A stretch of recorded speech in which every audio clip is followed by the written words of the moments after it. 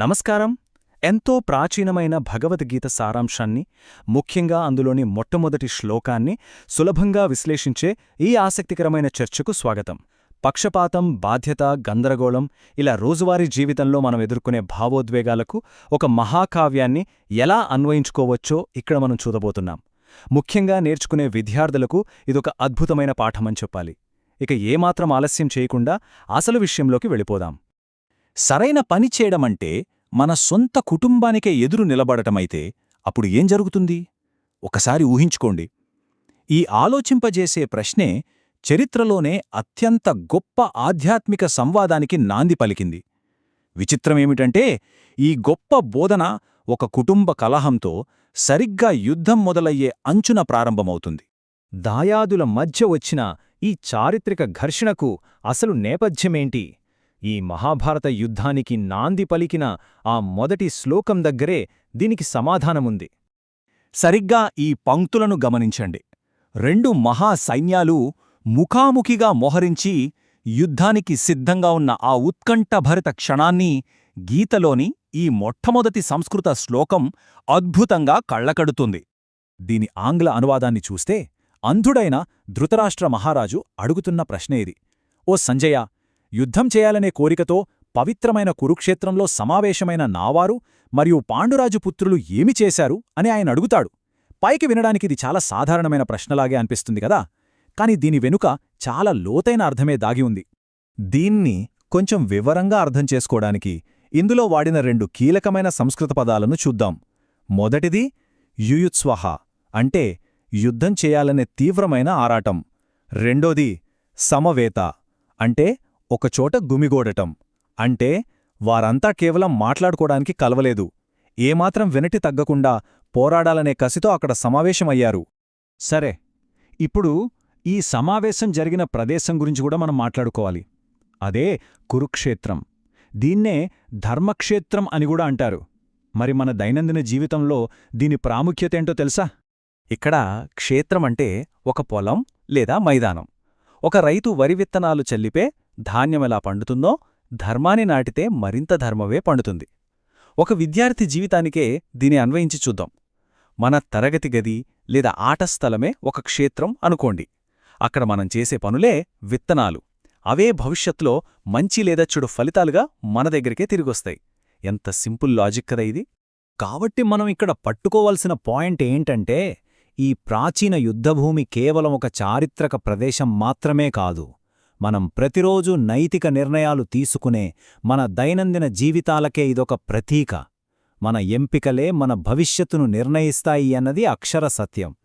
ఇప్పుడు ఈ ధర్మక్షేత్రాన్ని గమనిస్తున్న పాత్రల వైపుకు వెళ్దాం. ఒకే విషయాన్ని ఇద్దరు వ్యక్తులు ఎంత భిన్నంగా చూస్తారో ఆ వ్యత్యాసం కథను ఎలా మలుపు తిప్పుతుందో ఇప్పుడు మనం చూద్దాం. ఒకవైపు చూడండి, రాజ్యమంతా తమకే కావాలనే స్వార్థంతో అత్యాశతో కళ్ళు మూసుకుపోయిన ధృతరాష్ట్రుడు, అతని కుమారుడు దుర్యోధనుడు ఉన్నారు.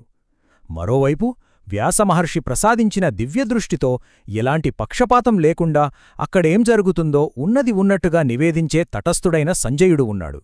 పక్షపాతానికి, నిష్పాక్షకతకు మధ్య ఉన్న అసలైన వ్యత్యాసం ఇదే. ఆ రాజుగారి మానసిక స్థితినొక్కసారి గమనిస్తే నైతికంగా అంధుడైన ఆయన ఎంత ఆందోళన చెందుతున్నాడో మనకు స్పష్టంగా అర్థమవుతుంది. ఎలాగైనా పాండవులు భయపడి వెనక్కి తగ్గిపోతే తన కొడుకులు ఎలాంటి కష్టం లేకుండా రాజ్యాన్నంతా సులభంగా సొంతం చేసుకోవచ్చని ఆయన లోలోతల తెగ ఆరాటపడుతున్నాడు. సరిగ్గా ఈ ఆందోళన వెనుకే ఒక అతిపెద్ద నైతిక సమస్య దాగి ఉంది. ఈ మొత్తం సమస్య అంతా ఒకే ఒక్క అత్యంత ముఖ్యమైన పదంలో ఇమిడి ఉంది. అదేంటో చూద్దాం. ఆ పదమే మామకాహ, అంటే నావారు. ధృతరాష్ట్రుడిలో ఎంత తీవ్రమైన పక్షపాత బుద్ధి ఉందో ఈ ఒక్క పదం బట్టబయలుగడుతుంది. కేవలం తన పిల్లలు మాత్రమే తనవారు అని, సొంత సోదరుడి పిల్లలను పరాయివారిగా, శత్రువులుగా చూస్తున్న ఆయన సంకుచిత మనస్తత్వానికి ఇది అద్దం పడుతోంది. కేవలం తనవారికే అంతా దక్కాలి, అంతా మంచే జరగాలి అనే ఈ స్వార్థమే అసలు సమస్య. మన, పరాయి అనే ఈ విభజన గీత గీశాడు చూశారా? అది చిన్న విషయం కాదు. మొత్తం మహాభారత యుద్ధానికే అది ఒక మూలబీజంగా మారిపోయింది. ఆందోళనతో ఉన్న ఒక తండ్రి నోటి నుండి వచ్చిన ఒక చిన్న వాక్యం ఎంతటి బృహత్తరమైన తాత్విక పతనానికి విధ్వంసానికి దారితీసిందో గమనిస్తే నిజంగా ఆశ్చర్యం కలుగుతుంది గదూ. అయితే ఆ పతనం కేవలం మహారాజుకే పరిమితం కాలేదు. అదెంత ప్రమాదకరమైనదంటే యుద్ధరంగంలో ఉన్న అత్యుత్తమ యోధుడైన అర్జునుడి మనసుని సైతం అది తీవ్రంగా కుదిపేసింది. భావోద్వేగం, ధర్మంతో ఢీకొన్నప్పుడు ఏం జరుగుతుందో ఇప్పుడు మనం చూద్దాం. శ్రీకృష్ణుడితో కలిసి అర్జునుడు యుద్ధానికి పూర్తిస్థాయిలో సన్నద్ధమయ్యాడు. కాని తన రథంపై నిలబడి శత్రుసైన్యం వైపు చూసినప్పుడు అక్కడ తనకి శత్రువులు కనిపించలేదు. తన సొంత బంధువులు, తనకు విద్య నేర్పిన గురువులు, ఎత్తుకొని పెంచిన తాత ముత్తాతలే కనిపించారు. ఒక్కసారిగా అంతా తలకిందులైంది. అర్జునుడి భావోద్వేగ పతనం ఎంత వేగంగా జరిగిందో ఇక్కడ మనం చూడొచ్చు.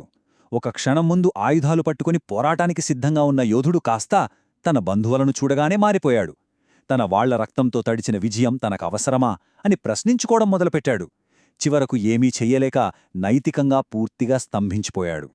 37వ శ్లోకానికి వచ్చేసరికి అర్జునుడు ఒక బాధాకరమైన నిర్ణయానికి వచ్చేస్తాడు. మాధవ, మన వారిని చంపి మనం ఎలా సంతోషంగా ఉండగలం అని సూటిగా ప్రశ్నిస్తాడు. సొంత కుటుంబాన్ని నాశనం చేసి సాధించే ఏ రాజ్యం, ఏ ప్రాపంచిక సుఖం తనకు వద్దని తేల్చి చెప్పేస్తాడు. ఇక్కడ మనం గమనించాల్సిన అత్యంత ఆసక్తికరమైన విషయం ఒకటుంది. అర్జునుడు భయంతో ఆగిపోలేదు. ధృతరాష్ట్రుడిని అంధుడిగా చేసినా అదే నావారు అనే విపరీతమైన మమకారం ఇక్కడ అర్జునుడిలో కరుణ రూపంలో బయటకొచ్చింది. ఆ స్థానభ్రంశం చెందిన కరుణే అతన్ని పూర్తిగా స్తంభింపజేసింది. యోధుడుగా అతని బాధ్యతను మర్చిపోయేలా చేసింది. సరే, ఈ చర్చను ముగించే ముందు ఒక ఆలోచింపజేసే ప్రశ్నను మన ముందుంచుకుందాం. మన దైనందిన జీవితాల్లో కూడా ఇలాంటి యుద్ధభూములు, కష్టమైన ఎంపికలు ఎదురవుతూనే ఉంటాయి. అప్పుడు మనం సంజయుళ్లా స్పష్టంగా, నిష్పాక్షికంగా చూస్తామా, లేక నావారు అనే స్వార్థంతో గుడ్డివారిగా మిగిలిపోతామా? ఇది ఖచ్చితంగా మనల్ని మనం ప్రశ్నించుకోవాల్సిన విషయం. ఆలోచించండి. ఈ ప్రయాణంలో తోడుగా ఉన్నందుకు ధన్యవాదాలు.